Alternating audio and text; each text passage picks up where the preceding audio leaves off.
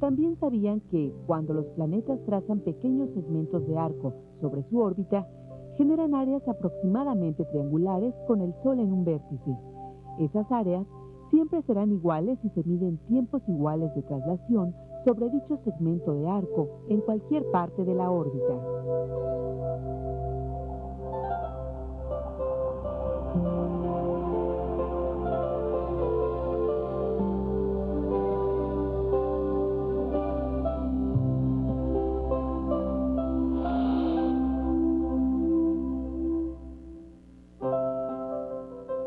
La teoría geocéntrica había sido trastocada, y los científicos de ese siglo habían aceptado que el cuadrado del tiempo que tarda un planeta en girar alrededor del Sol es proporcional al cubo de la distancia que existe entre ambos.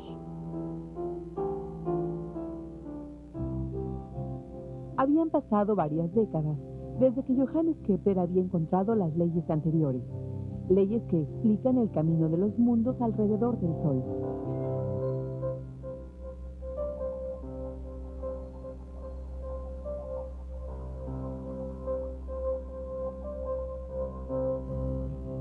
Era 1642, el año en que nació Isaac Newton, en la aldea de Woolsthorpe, en Lincolnshire, Inglaterra. El mismo año que nació Newton, murió el gran físico experimental italiano Galileo Galilei, quien habría creado las teorías de la mecánica que, junto con las de Kepler, darían soporte a la contribución científica que haría Newton.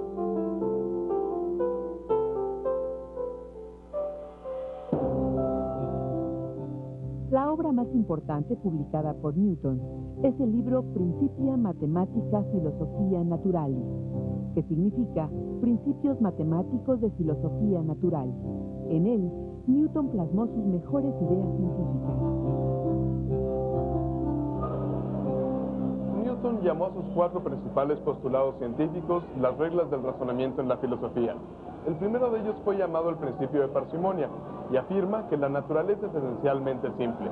Por ello, no se deben de introducir más hipótesis que las que sean suficientes para explicar los hechos.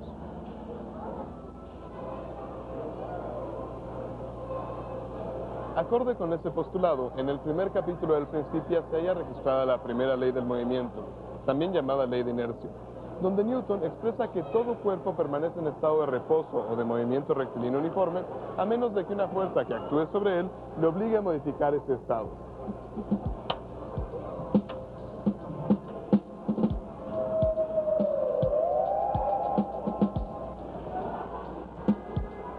El concepto de inercia fue desarrollado primeramente por Galileo, quien usó planos inclinados para observar los factores principales de acción para el movimiento y su obstrucción.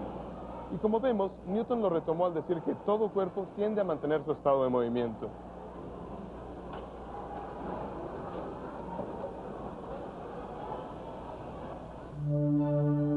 Galileo hizo una serie de contribuciones muy importantes a la física de su tiempo, entre otras cosas en el área de la mecánica, pues descubrió una característica principal del movimiento de los cuerpos en nuestro planeta.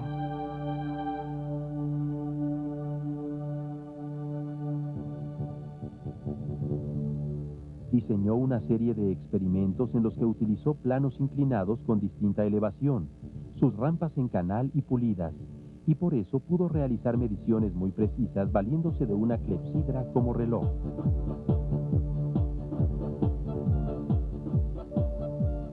Al observar el movimiento de las esferas cuando resbalaban por el plano inclinado, se percató de que la fricción puede reducir u obstruir su movimiento. De otra manera, la esfera continuaría su camino indefinidamente. Galileo no pudo formular la ley de inercia de forma tan clara como lo hizo Newton.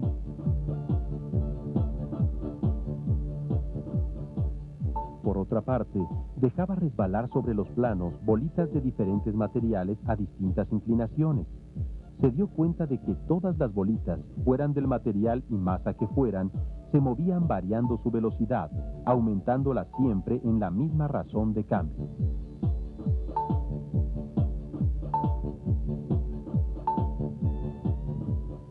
Galileo había encontrado que el cambio de velocidad que experimentan los cuerpos en su descenso es siempre el mismo. A ese cambio en la velocidad lo denominó aceleración. Eso conducía a la idea de que la aceleración con la que caen los cuerpos en nuestro planeta es una constante. Actualmente sabemos que esa aceleración tiene el valor promedio de 9.81 metros por segundo en cada segundo que dura su caída.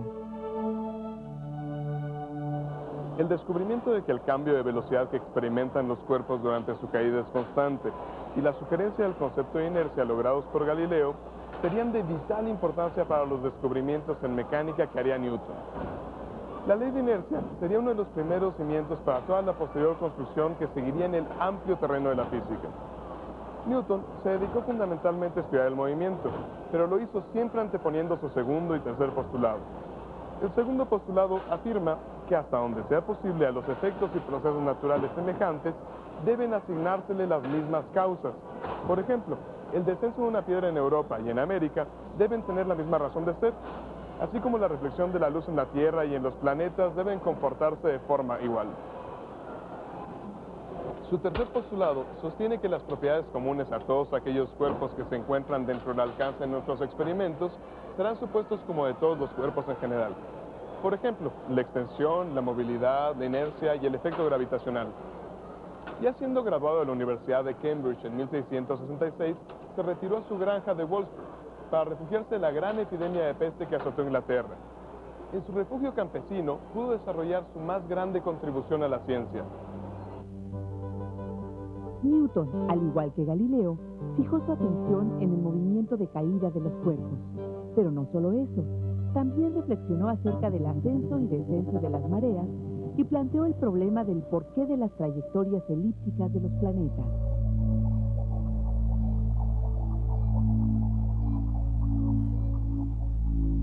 Galileo no pudo extrapolar la ley de inercia al caso de los planetas que giran alrededor del Sol, pero Newton sí, y pensó que si los planetas giran en torno del Sol, se debe a que existe una fuerza dirigida desde el cuerpo central hacia el planeta.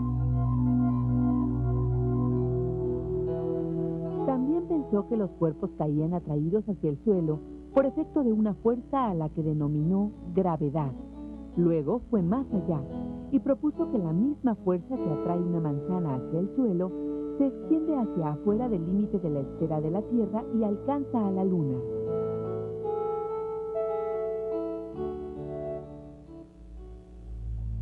Finalmente, redondeó la teoría al proponer que la fuerza de gravedad existe en todos los cuerpos del sistema solar y aún más allá. Ahora lo que restaba por hacer era desarrollar el modelo matemático que sintetizaría sus ideas.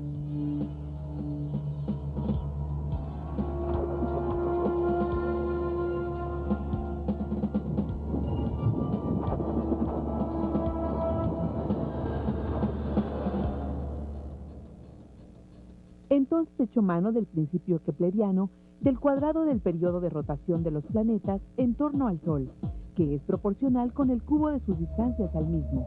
A partir de ese modelo y de las velocidades del barrido de áreas, logró encontrar su modelo de fuerza gravitacional.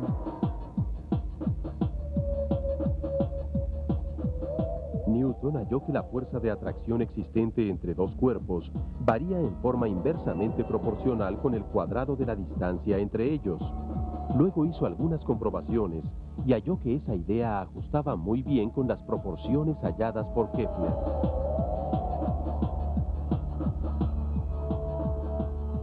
En su ley de la gravitación universal, Newton afirma que la fuerza con la que atrae el Sol a la Tierra o la Tierra a la Luna es proporcional al producto de sus masas. Es decir, entre más masa tengan dos cuerpos, mayor será la fuerza con la que se atraen. Pero esa fuerza disminuirá con el cuadrado de la distancia entre ellos.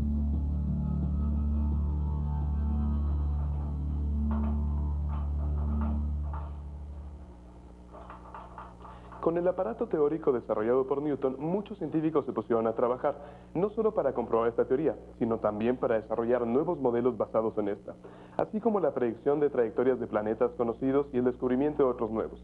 Por ejemplo, desde hace mucho tiempo los científicos han especulado acerca de la manera en que se formó nuestro sistema solar.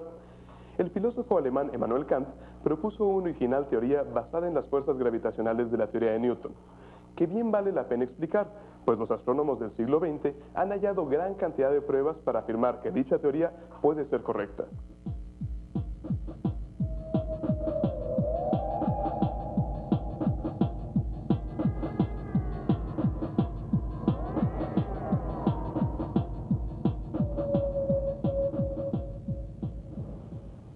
Las galaxias están formadas por millones de estrellas que se hallan dentro de enormes acumulaciones de gas y polvo dispersos en toda la región espacial que ocupa el cuerpo galáctico. Los astrónomos, por medio de telescopios como este, que es un fototelescopio, han podido reunir pruebas acerca de la forma que presenta la galaxia a la que pertenece nuestro sistema solar. Afirman que nuestra galaxia llamada Vía Láctea es de tipo espiral, muy parecida a la galaxia Andrómeda, que es la más cercana a nosotros. Esta hermosa fotografía fue tomada con este instrumento. Las galaxias de tipo espiral presentan una estructura que contiene un núcleo central, en el que se concentra la mayor parte de la materia y la energía. Unidos a ese centro se encuentran los brazos curvos, que le dan la forma de espiral. Las galaxias giran sobre su eje y a la vez viajan a través del espacio, desplazándose más rápido mientras más aumenta la distancia con respecto a otras galaxias. Eso quiere decir que las estrellas y la materia que componen a una galaxia giran en torno al centro de la misma. El núcleo de la galaxia ejerce una fuerza central gravitacional sobre todos los puntos en torno de la espiral.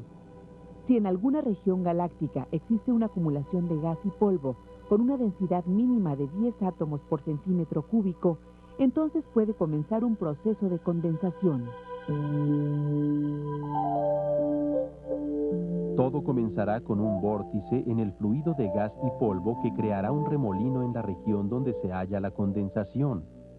En el caso de la formación de nuestro sistema solar, la nube turbulenta se hallará aproximadamente a 30.000 años luz del centro galáctico. Cuando el gas turbulento se condensa más, el remolino creado gira a mayor velocidad, siendo posible comparar el efecto con dos masas esféricas que giran en torno a un centro común de rotación.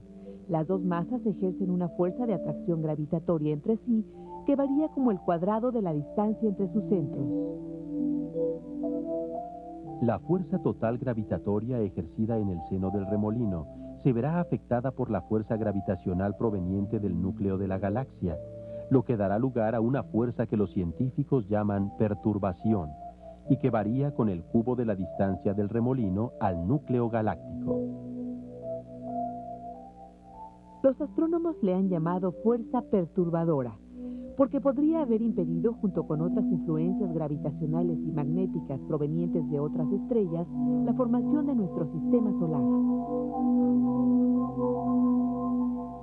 Pero el sistema logró formarse debido a que la fuerza gravitacional interna del remolino de condensación superó a las fuerzas de perturbación externas, logrando así una gran estabilidad a partir de la cual pudo iniciarse el proceso de nacimiento del Sol, junto con los pequeños remolinos de condensación que se convertirían más adelante en los planetas. Todos los cuerpos formados a partir del remolino giratorio tendrán forma esférica y diferentes densidades, pero todos habrán obtenido un movimiento rotatorio específico sobre su eje. También habrán obtenido un impulso que los mantendrá girando en trayectoria elíptica alrededor del Sol, debido a la fuerza central de gravitación que ejerce la estrella. A su vez, el Sol girará con todo su sistema planetario alrededor del centro de la Vía Láctea.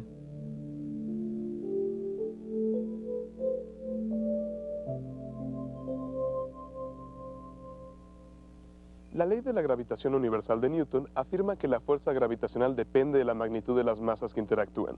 Por lo tanto, en una región del espacio con alguna concentración de masa, existe una fuerza gravitatoria. Si esta densidad aumenta debido a la acumulación de más materia en un remolino, las fuerzas gravitacionales aumentarán también, conduciendo el fenómeno a lo que vimos anteriormente, la formación de cuerpos celestes. Las concentraciones de polvo y gas que se necesitan para que esto pase son relativamente bajas. Los astrónomos han podido verificar mediante observaciones y mediciones que estas condiciones se presentan en diversas regiones del espacio, lo cual puede dar lugar a la formación de nebulosas, que a su vez podrán ser el inicio de una estrella o de un sistema planetario.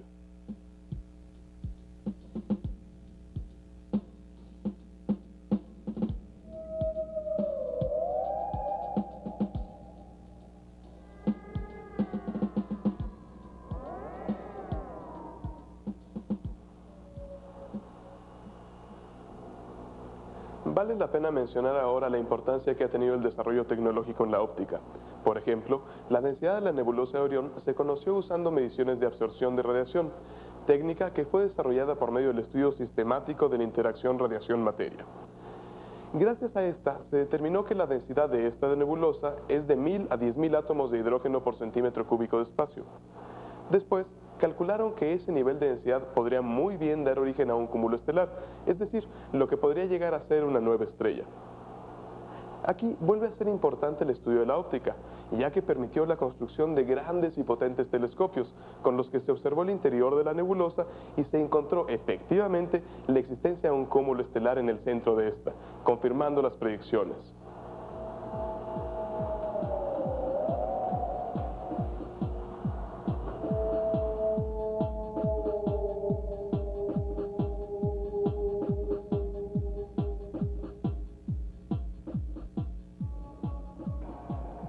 Los efectos de la gravedad podemos sentirlos nosotros mismos.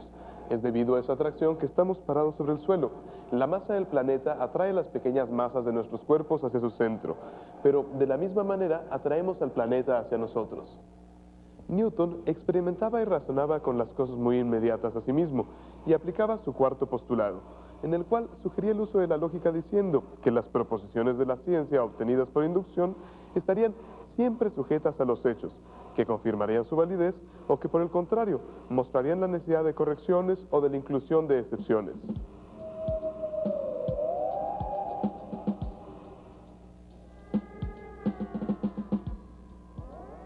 Los efectos de la gravedad terrestre sobre los cuerpos y sobre los fluidos se manifiesta como una fuerza a la que conocemos como peso. Pero para entender este concepto será necesario entender la segunda ley de Newton del movimiento.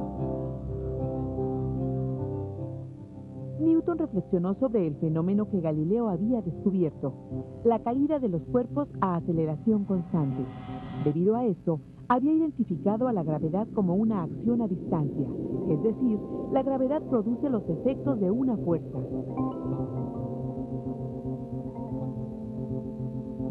El cambio en el momento es el movimiento producido por la aplicación de una fuerza durante cierto intervalo de tiempo.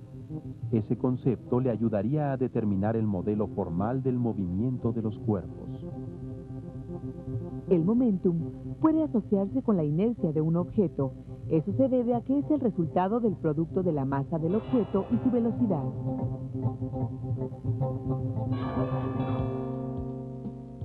Para dos objetos que se mueven con la misma velocidad, el objeto que posee mucha masa tendrá simultáneamente mucha inercia y su momentum será alto. Y contrariamente, el objeto que tiene poca masa, su momentum será pequeño y la inercia lo mismo. Esas conclusiones llevaron a Newton a deducir que la fuerza que acelera a un cuerpo en su caída aumenta o disminuye proporcionalmente con su masa, porque en ese caso la aceleración es una constante. En cualquier otro caso, la aceleración que obtiene un cuerpo durante su movimiento aumentará en forma directa con la fuerza que actúa sobre él. Pero a ese aumento se opondrá la magnitud de su masa.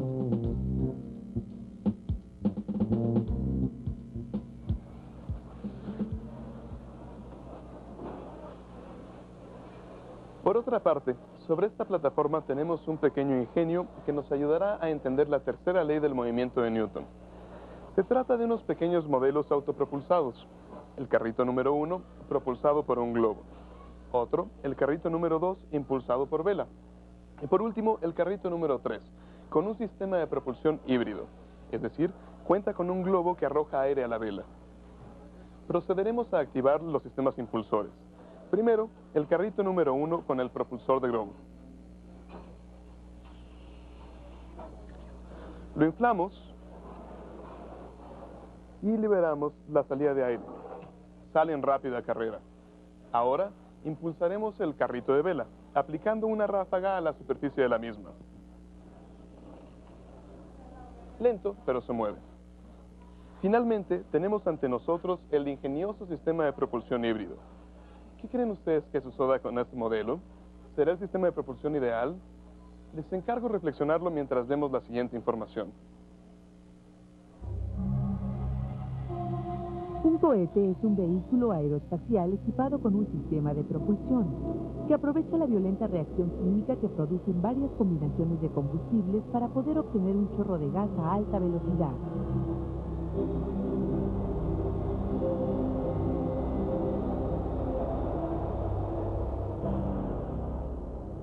El combustible más utilizado actualmente es el hidrógeno y el oxígeno líquidos. Cada vehículo cohete cuenta con tanques de hidrógeno y oxígeno, desde los que se bombean flujos a alta presión hacia una sección llamada tobera. En la sección de la tobera, ambos líquidos se combinan y mediante un sistema de catálisis se provoca una violenta reacción química por la combinación de ambos elementos. La reacción provoca un enorme flujo de energía térmica y gases a alta velocidad. Esa salida violenta y rápida de los gases y la energía térmica es una acción dirigida hacia la salida de las toberas. Dicha acción hacia el frente provoca que el cohete se eleve de su plataforma.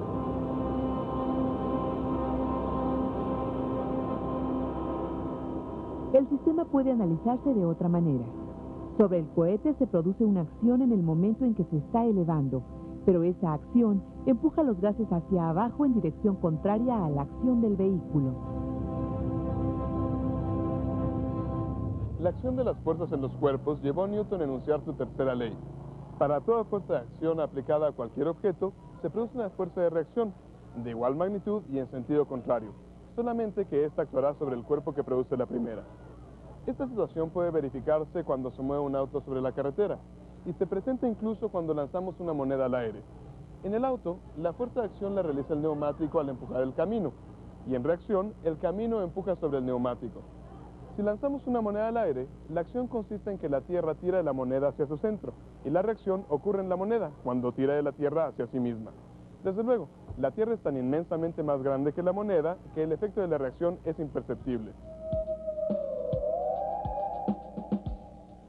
Bien, pues es el momento de verificar lo que sucede con el modelo móvil de propulsión híbrida. ¿Ya tienen la respuesta de lo que sucederá? La respuesta se puede obtener si aplicamos la tercera ley de Newton que acabamos de explicar.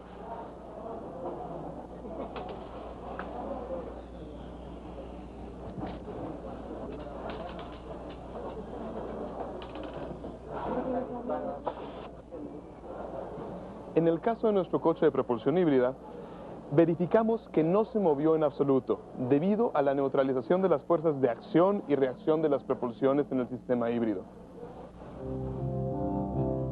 Las leyes de Newton han sido verificadas continuamente. Sir Edmund Halley fue amigo de Newton y uno de los primeros en verificar su eficacia. Solo tuvo que proponer a su amigo hallar el método para predecir la órbita del cometa que el mismo Halley descubrió. Newton le contestó que ya tenía la solución desde hace tiempo. Newton proporcionó a su amigo las leyes del movimiento que había desarrollado y pudieron predecir con suma exactitud las próximas posiciones del cometa Halley.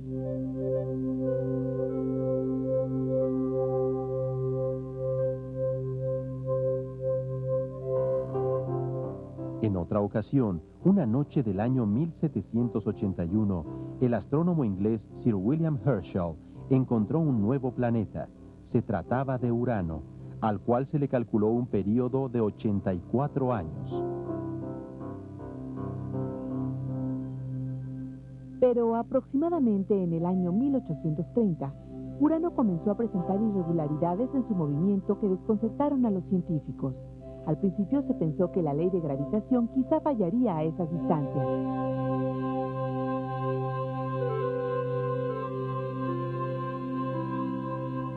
Pero otros astrónomos sugirieron la idea de que quizás se trataría de un cometa u otro cuerpo celeste como un planeta que posiblemente estarían perturbando con su fuerza gravitacional la órbita del nuevo planeta. John Adams, joven estudiante de la Universidad de Cambridge, y un francés de nombre Le Verrier, se dieron a la tarea de calcular, usando la ley de gravitación, la posible posición del cuerpo celeste que estaría perturbando gravitatoriamente a Urano. Ambos enviaron sus cálculos y predicciones a los observatorios de Greenwich y Berlín respectivamente. Al ser dirigido el telescopio hacia la posición predicha, los astrónomos descubrieron al nuevo planeta, Neptuno.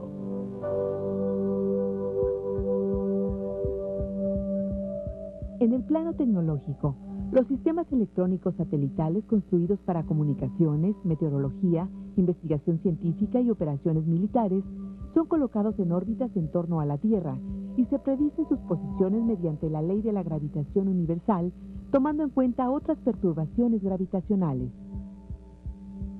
Por otra parte, los cálculos necesarios para predecir y guiar las ondas espaciales que exploran el sistema solar, tal como las Voyager 1 y 2, están basados también en la mecánica clásica de Newton, ya que los campos gravitacionales con los que interaccionan no son tan intensos como para usar la teoría gravitacional relativista. Las leyes de Newton han sido durante todo este tiempo una herramienta científica, técnica y filosófica que ha impulsado a la ciencia a niveles importantísimos. Fueron el escalón que siguió a la obra científica de Kepler y Galileo. Después de las ideas de Newton han sido propuestas dos teorías que revolucionaron de manera profunda el conocimiento científico y la visión de la naturaleza. Estas son la teoría de la relatividad general y la mecánica cuántica. La primera establece la velocidad de la luz como una constante universal y que ningún objeto en la naturaleza puede viajar a velocidades mayores a esta. La segunda afirma que algunas cantidades físicas, como la energía radiada por un cuerpo incandescente, se emiten en pequeños paquetes, que se conocen como cuantos de energía, que tienen valores específicos. Estas teorías han llevado a los físicos a predicciones asombrosas. Sin embargo, las leyes de Newton describen con tal precisión la realidad perceptible que ha llegado a ser un requisito para las nuevas teorías igualar sus predicciones en ciertos límites para ser consideradas válidas.